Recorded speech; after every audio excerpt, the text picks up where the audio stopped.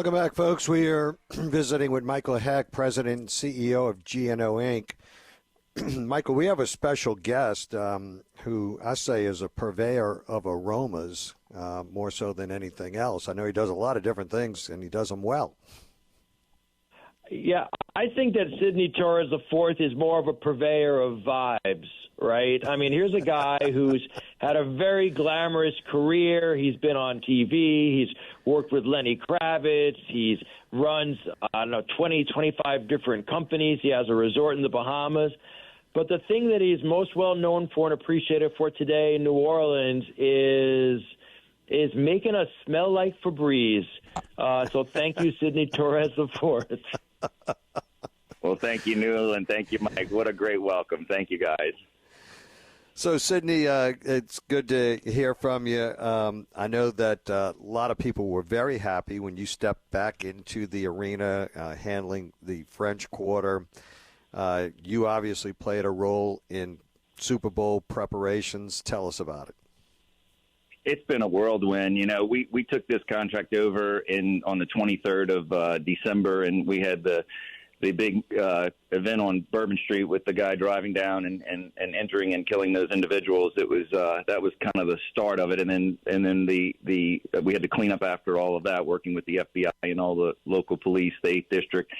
And then after that, we had to prepare for Super Bowl and get ready for Super Bowl, which was a major successful event. And I think, you know, people are very happy. We put all hands on deck. We bought all new equipment. The equipment we use, like those pressure washer trucks you see, are $100,000 a piece. We have two of those on the street, and plus the other setups with the Polarises with the big 2 pressure washers on the back. So, you know, equipment, bringing back a lot of our other teammates who were part of this contract when we had it years ago has made it a huge success with the group that we have. And obviously the lemon fresh patent fragrance that we use on the streets that really smells lemony fresh. People love that smell.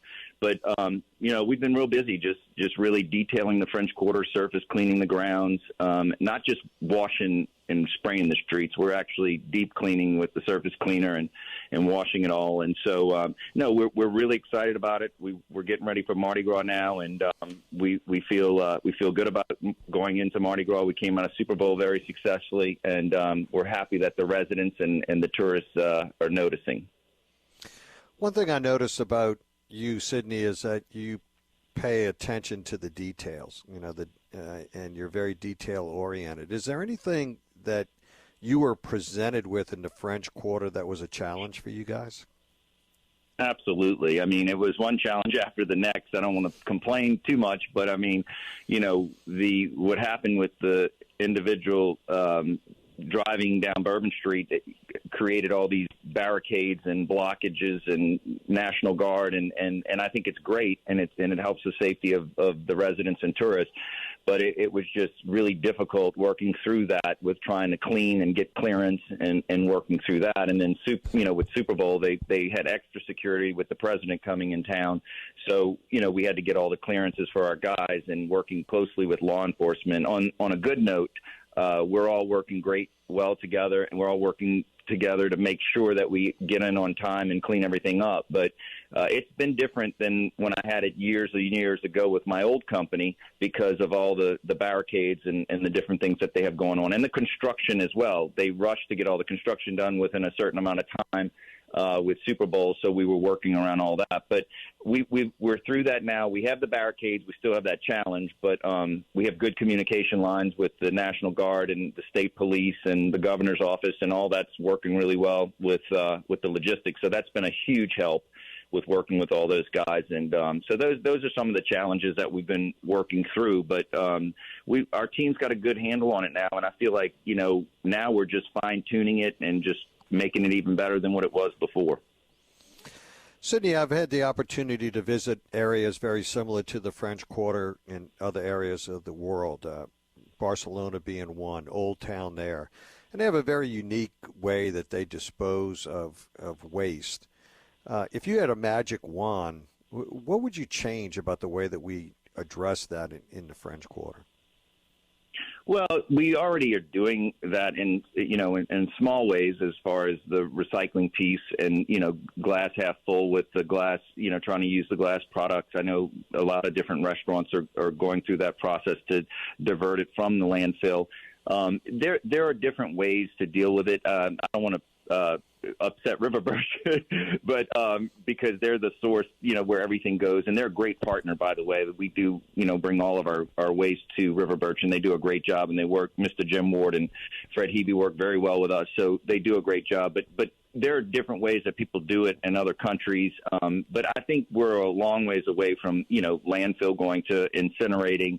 But on the recycling side, I think now. I'm talking about more on the front end of what your guys on the street, what they're doing, with trash bins and trash receptacles, the way that we put garbage out, frequency. I mean, all of those things. Absolutely. In San Francisco, they have code enforcement people that go around and dig through cans because you have compost, you have glass, you have recycling. We're not there yet. I mean, there's a lot of things that have to happen before we get there, but that's if you want to change it, it's really a behavioral thing that you have to work with the residents and commercial businesses to do, and you need city enforcement to do that. That's something that could be done, but I think that it's something that's going to take time. I know, like Mardi Gras, with all the beads and the recycling, we're trying to work with individuals to recycle that instead of bringing that to the landfill. But things are in the motion; they're just not there where I'd like to see them. What particular strategy that you've deployed do you think has really been the most successful for you in dealing with waste disposal? I think, look, it's taken pride in a business that people think is just something like, oh, it's just trash. I mean, I think, working with my teammates, spending a lot of time with them, coaching them on when you drive by in a Polaris and you're a supervisor and you pass up a cigarette butt or you pass up a cup. If I see you doing that, we're going to have a serious problem because you're not supposed to be just a supervisor riding around Mr. Big Shot on a Polaris. You're out there looking for cups and bottles and cigarette butts. You're an example. And so it starts from the top down. And I think, getting out there and working with the guys and being hands-on and making sure they understand, like, look, I'm doing the same thing I'm asking you to do. So, let's do a great job when we do it, and let's go the extra mile. If you see grass growing up through the sidewalk on Bourbon Street or on the back residential areas of weeds, hey, during the week we're slow. Pull that stuff out. Get the weeds out the corner of the sidewalks and clean it up, So it's little things. It's not major, big secrets, but it's little things like that, constantly being in touch with those guys. And then the technology, Newell. I mean, I have GPS on every piece of equipment I have. Even with the radio guys walking with the brooms and the dustpans, all the radios have GPS in them. We track that. We make sure that they're hitting every street. We make sure that they're going down every 100 block. And we're not doing it to, micromanage them, but we're doing it to give great quality work. And that's what we do throughout the whole city. We're responsible for 95% of the garbage in New Orleans. We pick up close to 30,000 homes a week. And I know it's once a week, and people were upset about that. That wasn't our choice, but we do it. But at the end of the day, we're responsible for 95% of the city. So we want to give back and do a great job to show the people that we care. And Newell, if I could just interrupt, I'm sorry. I just wanted to give an example of this that Sidney is going to be too modest to describe. But I wanted to what Sidney's describing is ownership. There's a sense of ownership that clearly Sidney has for the whole city that goes down culturally through the company. So during the Super Bowl, I got a panicked call from somebody over at French Market Corporation saying, Michael, the moonwalk is a mess. It's full of garbage. Can you help? And so I immediately texted Sidney.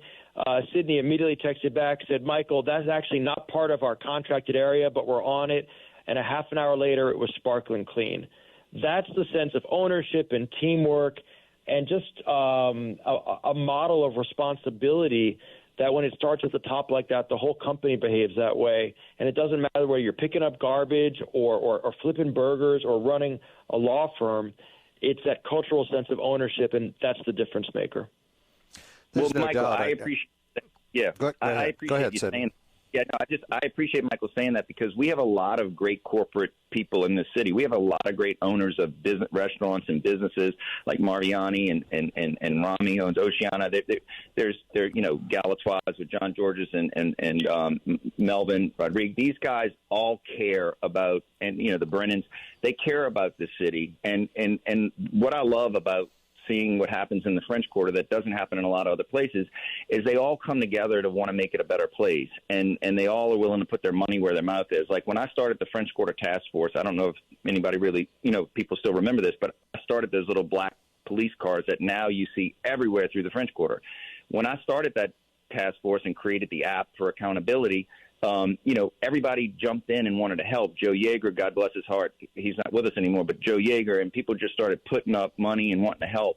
That's the kind of thing when you guys were talking about before I came on the air about communities and parishes and cities in Louisiana coming together and working together. We could do so much if we all work together and not be on an island by yourself because political reasons you're friendly with this company or you're friendly with that company. If everybody came into it with the idea of, hey, we want to make Louisiana great. We want to make New Orleans great, St. Bernard great, Jefferson.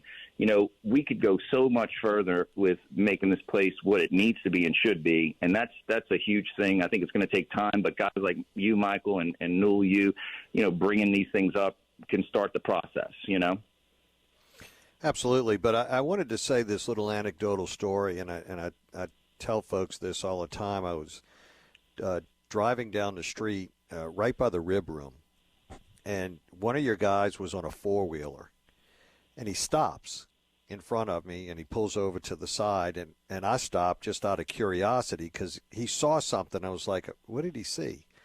He gets off the four-wheeler, he pulls a spray bottle out, sprays a solution on the sidewalk, yanks this extended blade, and he's popping up bubble gum on the sidewalk. And I was like, I've seen it all. This is unbelievable. I mean, I said, I cannot believe that this is happening. I mean, and literally, I'm telling you, I watched him for 2 minutes. People were blowing their horn. I said, I ain't leaving. I'm watching this. I said, I love it. Well, that's people who care. And honestly, the guys that and ladies and gentlemen that I work with on a daily basis with my company, I treat them like family. We're family. They know when they say you don't have patience, because if I say, and I probably shouldn't say this on the air, but I get blind copied on every single email that comes through my company. People think I'm micromanaged too much, but I want to see if any complaints are coming in. Like New Orleans has this system called 311, and it's a great system. Matt Torrey, the sanitation director, did a great job managing that, setting that up, and it tracks how many missed stops you have in a week. And every Wednesday we get these metrics of what we've missed and what's invalid, because we have cameras on our trucks and we can tell if somebody put their can out late, so that would be marked invalid. But out of 125,000, 30,000 homes that we pick up a week, we miss maybe 3 or 4. If you look at the statistics around this metro area, that is, to me, I think would be, a good thing to look at. We take great pride in not missing, and if we do, we correct it quickly. So I think taking ownership, like Michael said, is a major part in my success, and having a great team around me that has that same belief and wanting to do good things. So anyway, that's kind of why my guys clean up the gum and go the extra mile, because I think it's something that we've all worked together to train everyone to be in that type of behavior and that thinking process. So you have a big influence on how we deal with all of this. What's next for you guys, in working with the city and working with others? Politics always comes into anything you do when you have government contracts, and it's just what it is, right? Especially garbage. It's one of the largest parts of the expense for a budget in any city or parish, right? So, it's always, when we went to once a week, or the city went to once a week, that was, people would come and say, oh, you changed it to once a week. And it's like, no, I didn't. They did that for budgetary reasons. And, that had nothing to do with us. We just bid on the contract, and that was part of it. But I think what's in the future, I'm not looking to go to St. Tammany like I did before. I was in 24 cities and parishes throughout the state. I'm looking to stay in New Orleans and make the metro area of New Orleans, St. Bernard, Jefferson, all the areas that we service in commercially, residential, government work, really focus and do a good job here and focus all my attention to whatever we can do to make this a cleaner and safer city. And I look forward to doing that with Michael and other people like you, Newell, and working as a group to get that done. Absolutely. It's very refreshing to hear that. Thank you so much, Sidney, for joining us. Congratulations. Job well done during Super Bowl, and I'm sure the same in Mardi Gras. I hear comments all the time about how much cleaner. People feel better when they're walking in a clean environment. They just do. And, human nature is the first impression is the lasting impression. And if you walk into the quarter and you see garbage, that's what you're going to remember. That's true. It's just the way it is. Well, thank you so much for joining us. Congrats. And we will be right back, folks, with Michael Heck for his final thoughts. Stay with us.